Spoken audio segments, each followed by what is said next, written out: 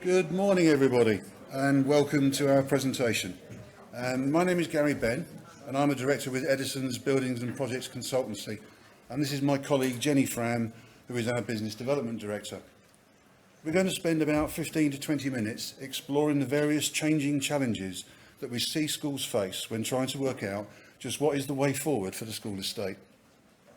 By so doing, we hope to help you see what you may be able to do and to illustrate the help that is available to you.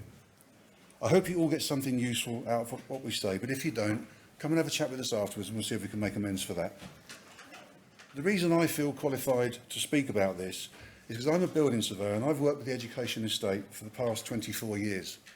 Until very recently I was a school governor and for over 12 years, and I am a director of a small MAT.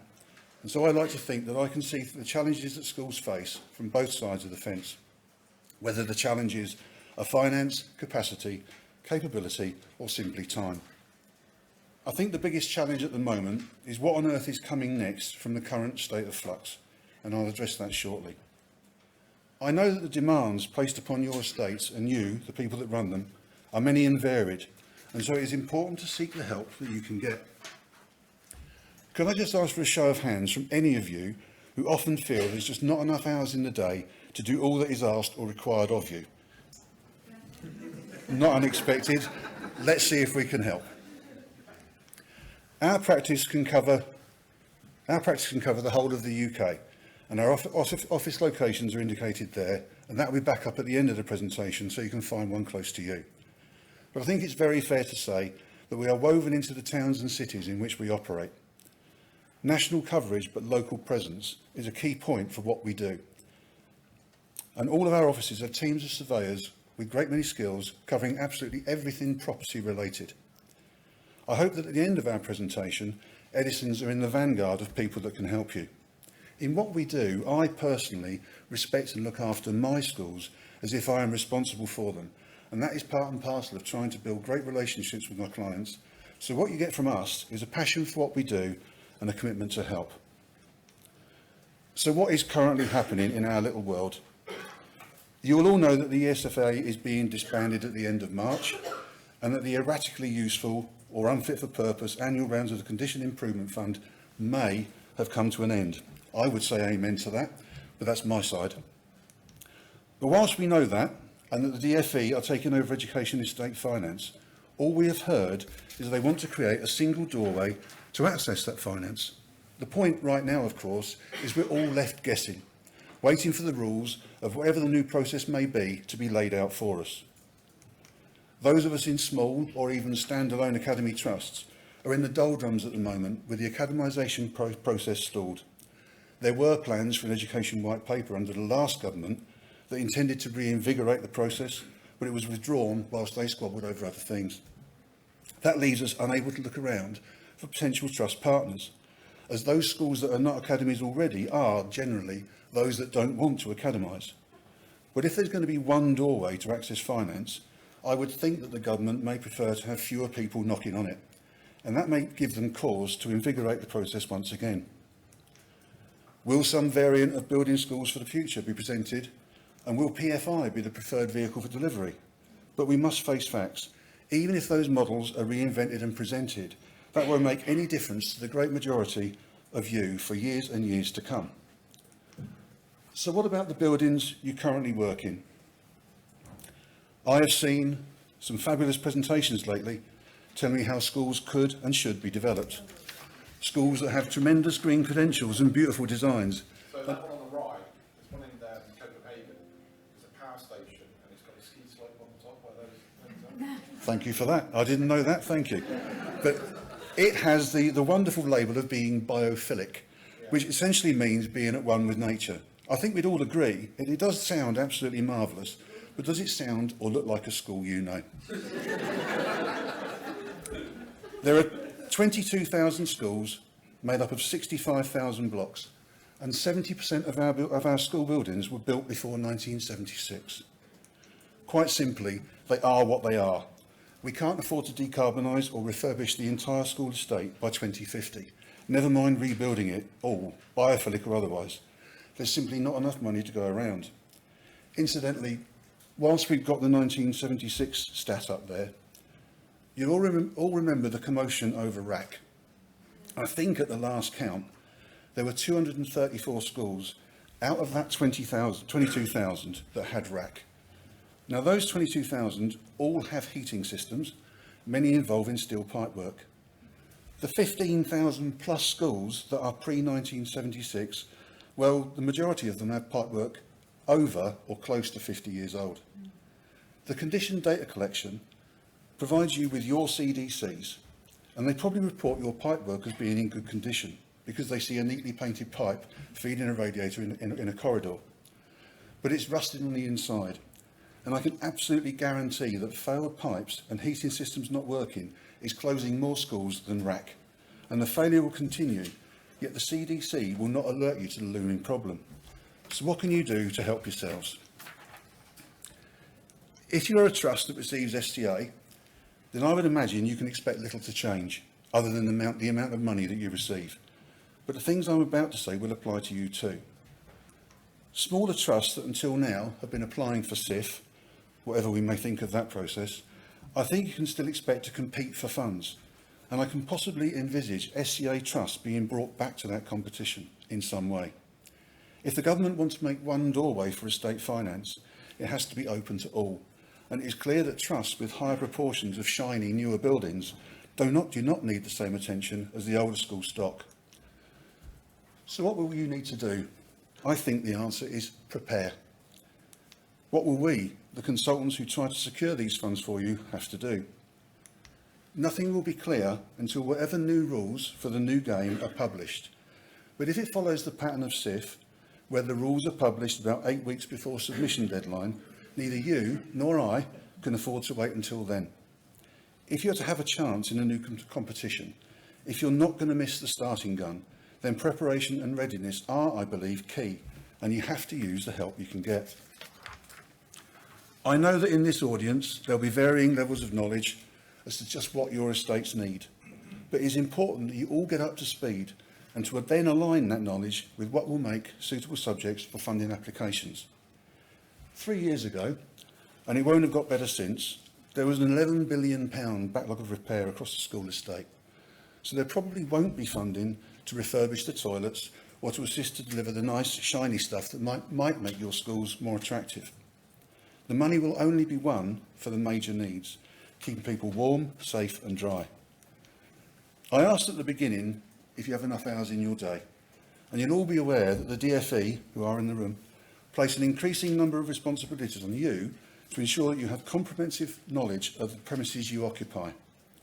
The role of Eddisons in this regard is to help you collate that knowledge, turn it into sense, and to use it to enable you to develop the cohesive strategies that you are required to have effective estates management. A school or a trust is not expected to have construction knowledge or design and specification or for project management, in-house anyway. And in any case, you'll all be wanting to do the things that you're good at, the things that occupy your time, and not necessarily what I'm good at. I can hope that you've already gone through the GEMS self-assessment tool, but it's true that each of these items here really do need to be in place. If they're not, then when the funding competition starts, you won't be able to demonstrate meeting the criteria. Utilising the skills of others should be seen as an investment, not a cost. Your buildings are amongst your greatest assets, but without care, they're also your greatest liability. If you cannot demonstrate you have all those things in place, then you should consider that you're prepared to fail. So please do use the help you can get. I think all schools and trusts need to invest in the process for readiness. If, and I know it's a big if you put together all the strategic plans, then you'll be almost ready. If you haven't, please speak to us now. Not in October, when whatever initiative is launched. As I just said, you need to be able to evidence readiness, and 8 weeks will not be enough. If you think you know what you want to apply for, then use some of your funds to have light specifications drawn up and priced. That's a procurement rule that I constantly see schools breaking. By asking contractors, can you give me a price for a new roof, or whatever? I don't need to tell you that you're supposed to get 3 or 4 prices for the same thing. And yet when you simply ask contractors, I can guarantee they will not all include the same quality of product in their pricing, so you're not meeting that procurement obligation. By getting the specification, having it tendered, you achieve readiness milestones that can give you and the DfE confidence the scheme can be delivered in their prescribed timeframe. On the subject of procurement, I urge you all to be diligent in how you select consultants to work with you. You may have heard in the previous round of SIF that many funding grants were withheld as a result of some disturbing shenanigans by certain consultants. I'm proud to say that across the 300 or so applications that Eddisons managed, not one was withheld. As I said earlier, I take my work personally, and my reputation is everything to me, and we are not in alliance with any particular contractors, and we do ensure we provide a full design. So please. Can you just say what shenanigans they were? Not in the room. Come and see me afterwards. We're on the stand upstairs. So please be aware of just going with the cheapest consultant, who will then get the contractor to do all the design so that you pay twice, and then in the process you lose control of what you're going to get. Diligence is indeed due. But the overriding message I want to give you is to be prepared. As the government announces its initiatives to address the backlog of repair and to maintain a drive towards net zero, you need to be ready. If you know what you can do with your buildings, and if you can demonstrate you've done all of the thinking that is required, then you'll have helped yourselves to be ready and can get to the front of the queue when those initiatives are announced. Finally from me, if you haven't heard what I consider a necessity in getting you all prepared, then I've royally failed. Please do use the help you can get. And I'll now hand over to Jenny to illustrate some PFI assistance that we can also provide.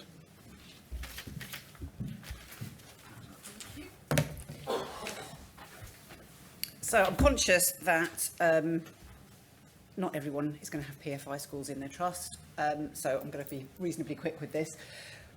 As you're probably aware, a lot of PFI contracts are now beginning to come to an end. They started early in the 2000s generally. They are reaching the end of their lifespan.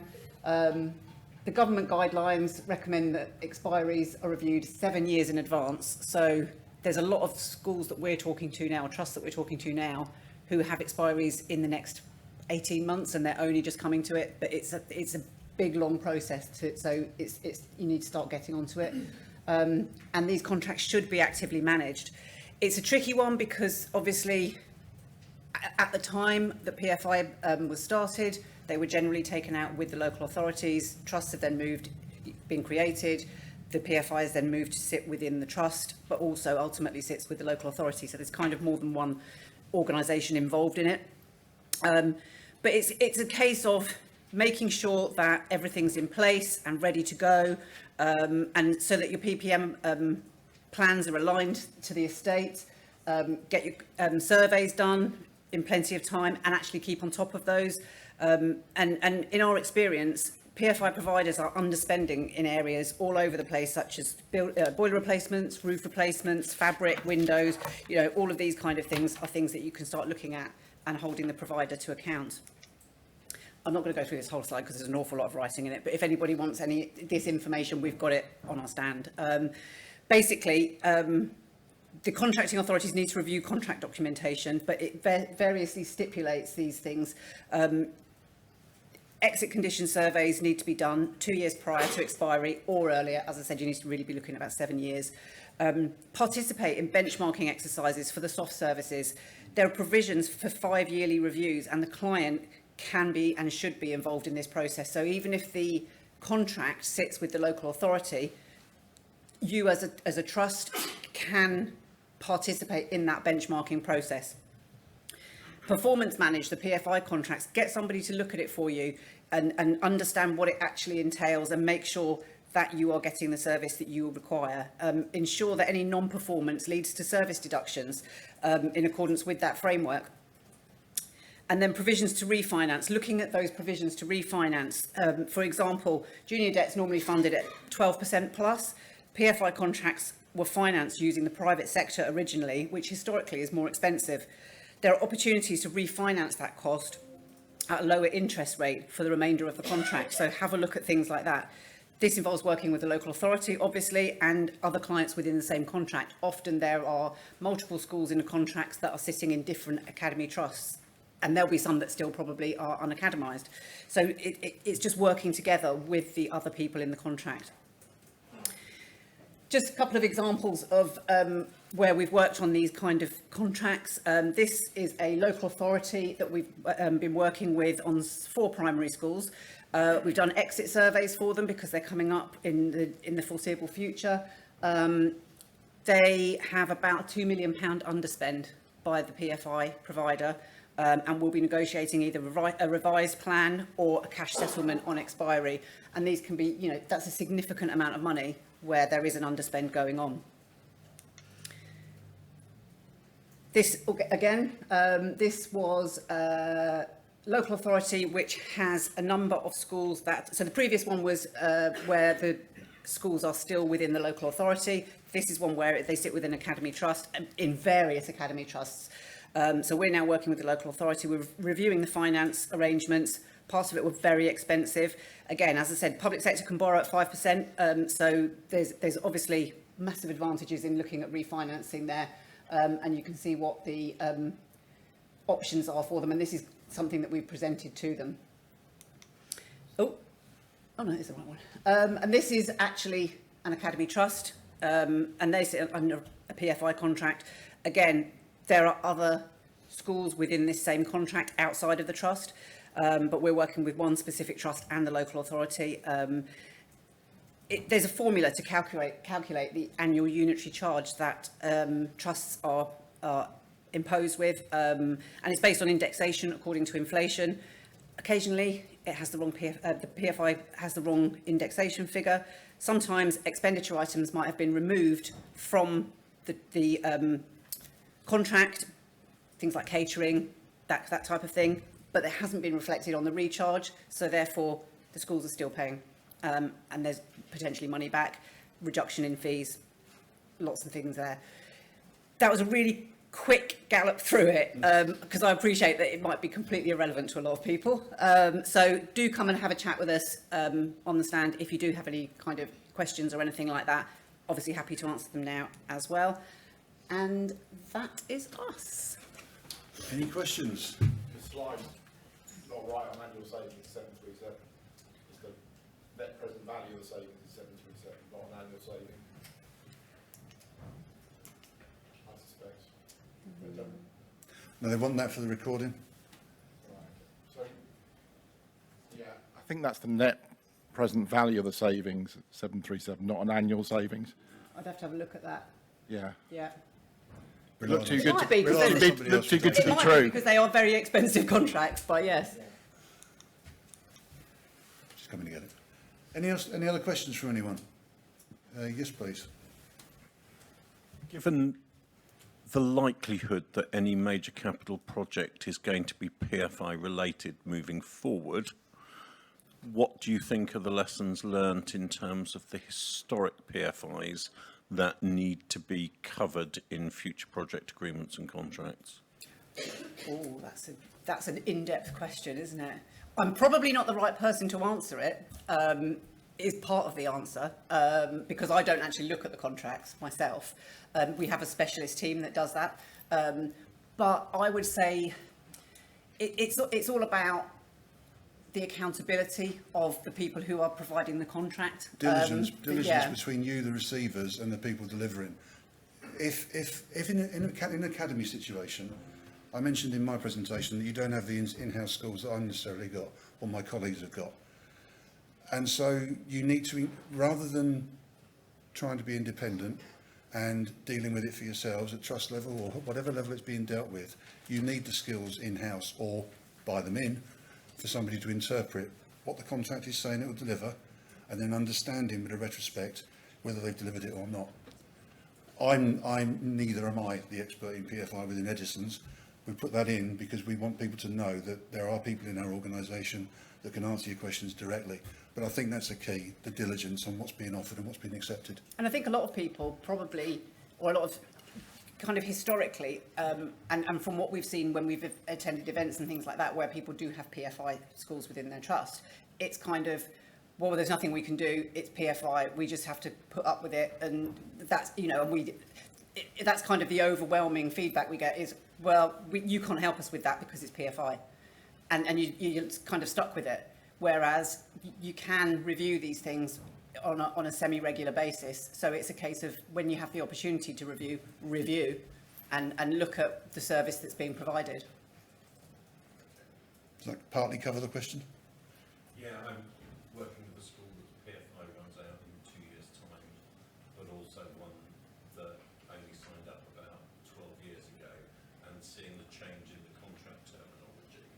And what you said is absolutely right. At a basic level, PFI is a contract for the delivery of goods and services, and you have an obligation as the school to manage it as much as they have an obligation to deliver.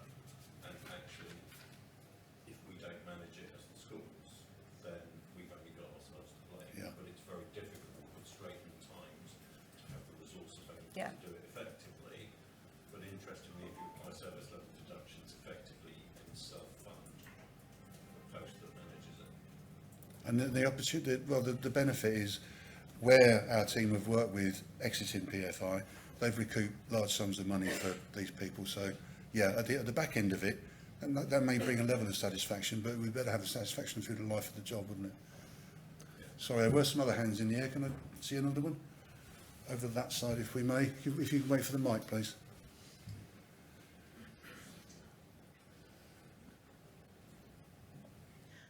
I know that SIF funding is going, but do you know anything about LCVAP funding? Because we get LCVAP for our capital. I can't say I do, but there are people in the room that I can point you out afterwards.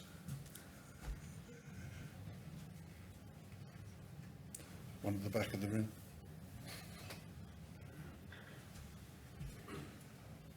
So I'll ask you to speculate a little.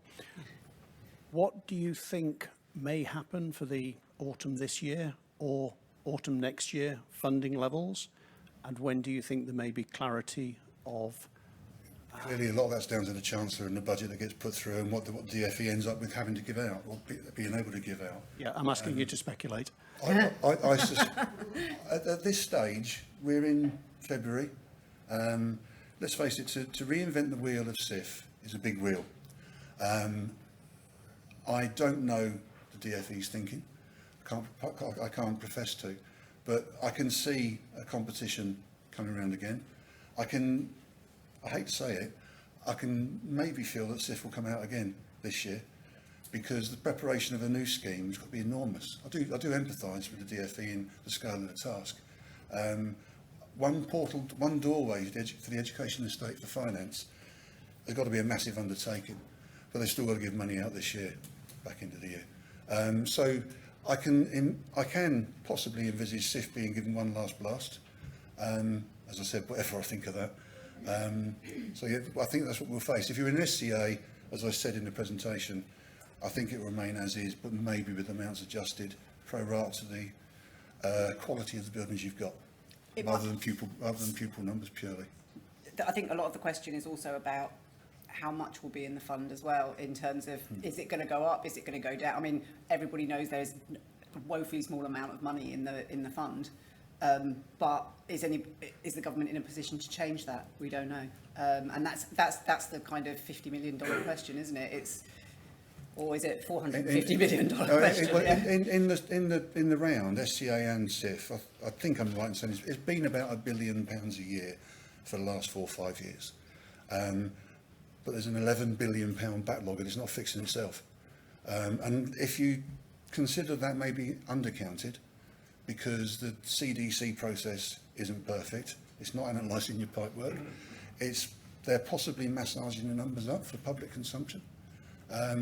I throw that out because I think it does happen. Because I've read CDCs, and I know you will have done as well, and don't recognise it for the building you're in. They're getting better. CDC 2, as I've seen it, was a lot better than CDC 1. Some CDC 1 will literally seem to be done from the car park because I just couldn't recognise it. But what's coming, I don't have a crystal ball, but I've given you my thoughts of what it might look like. Thanks. There's a hope that capital funding for growth There has to come be. from a different Yeah. treasury allocation, and education, it's kind of a win-win. There's money then that's coming into the construction sector and addressing some of the issues about long-term public sector property. My mortgage has got a natural interest in that. Yeah, so. Okay, thanks. One down at the front. I know what's coming.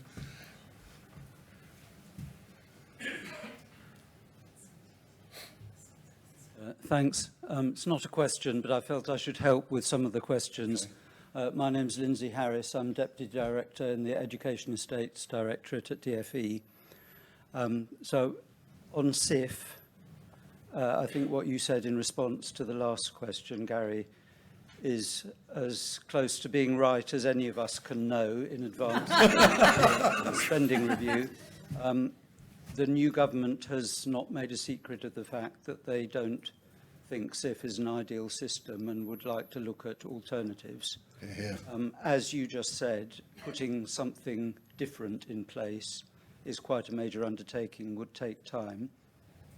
We won't know what capital allocations we've got until the spending review in early June.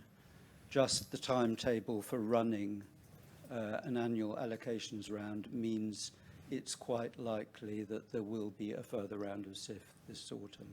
I mean, no decisions have been taken and nothing will be announced from the department until after the spending review, but just the timetable means that's probably the most likely thing to happen. On the level of allocations, in recent years, SCA and SIF combined has been 1.8 billion.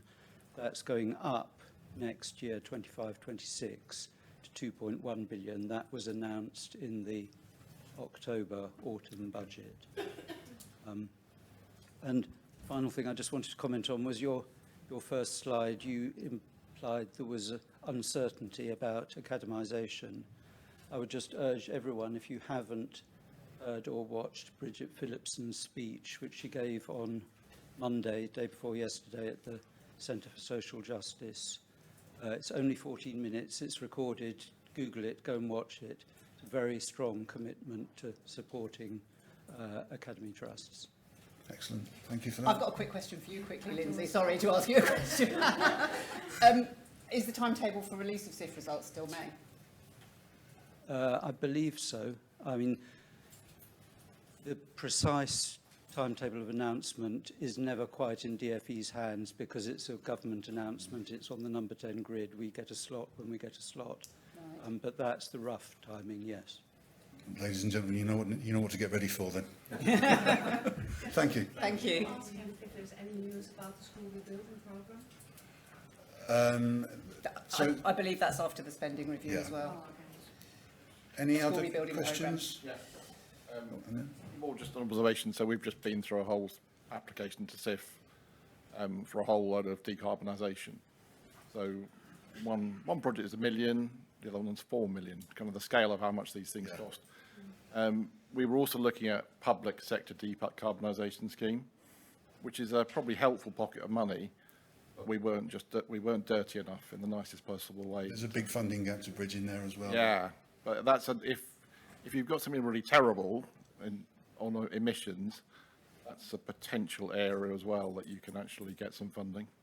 Yes, there's quite a large contribution required, as Gary said, but yeah, so you need to have a decent amount of reserves in order to do that. It made sense, but the consultants we used, who were kind of on the up, kind of a small outfit, just didn't think at the early enough, that didn't actually work out. They just was never going to meet the criteria. You've got to deliver a certain amount of savings per, carbon savings per, the cost of a ton of carbon savings. And the criteria for being successful in the latest round has changed because you've got to, basically it's a competition for who can save the most carbon, and the people who can save the most carbon are more likely to be successful. So yeah, it's the kind of borderline ones you don't necessarily want to. The numbers are quite sharp. I mean, we're a single academy trust, so it was £1 million just to sort of replace the boilers and do some other sensible stuff. To do all the heat pumps, £4 million. It's a scheme that I presented last year or the year before, where I said I didn't think it was fit for the school stock. It works in some parts of the public sector, but I don't think it works. The photograph I showed with the buildings that we live in, it won't work in those easily, and it's very expensive in those buildings. If you've got a newer building, happy days, it'll do it finally. Sorry, there was a lady at the front asked a question I didn't quite catch, so I can ask you again what that was. I would like to know. Oh, sorry. I would like to know how we are with the school rebuilding program. So, like, I have a school which should start in April, but it has been very quiet. I think, again, state of flux, that there's a challenge for the government to work out what's going to be spent where, telling the DfE what they will or won't have before they can know the identity of any school rebuilding programme. Is this, you've been awarded money, and you're trying to find out when yours starts? Right, okay. Lots of questions and that. That might be a question for Mr Harris. I'd look for that gentleman at a break. Sorry. Any other questions? One at the back there? Maybe for your DfE colleague, but obviously our DFC funding was cut significantly from, significantly a number of years ago. Is this government likely to review that and reintroduce more reasonable funding for schools? I can't answer that question. I'd just be guessing. So, any more? Thank you all for your time. If you've got it, want to chat to us afterwards, we're on a stand upstairs. Do come and see us. Thank you. Thank you.